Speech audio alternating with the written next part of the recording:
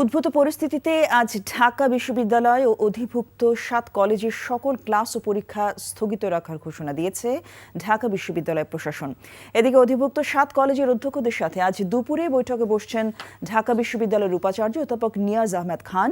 এসব বিষয়ে জানাতে আমাদের সাথে ঢাকা বিশ্ববিদ্যালয় থেকে সরাসরি যুক্ত হচ্ছেন আমাদের স্টাফ করেসপন্ডেন্ট নূর হোসেন। নূর, আজকের কর্মসূচি সম্পর্কে আর কি খবর আছে আপনার কাছে, আমাদেরকে জানাবেন।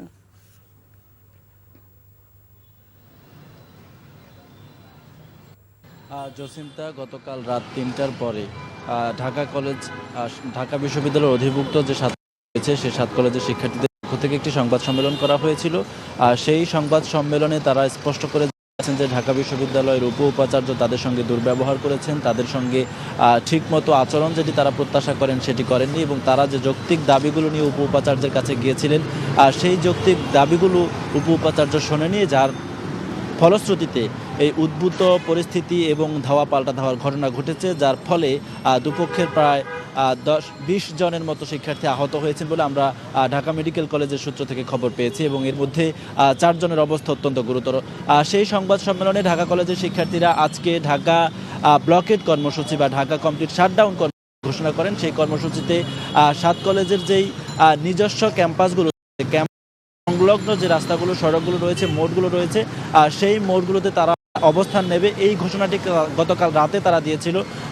এখন পর্যন্ত সায়েন্স ল্যাব অথবা নিউ মার্কেট, নীলক্ষেতের যে জায়গাটি আমি ঘুরে দেখেছি, এখানে ঢাকা কলেজ অথবা 7 কলেজের অন্য কোনো কলেজের শিক্ষার্থীদের কোনো অবস্থান আমরা দেখতে পাইনি। তবে আমরা জানতে পেরেছি ঢাকা কলেজের পক্ষ থেকে একটু পরে একটি সংবাদ সম্মেলন করা হবে। সেই সংবাদ সম্মেলন থেকে তারা তাদের দাবি দেওয়ার কথা জানাবেন। হয়তো তারা তাদের কর্মসূচি প্রত্যাহারও করে নিতে পারেন অথবা অন্য কোনো কর্মসূচিও দিতে পারেন।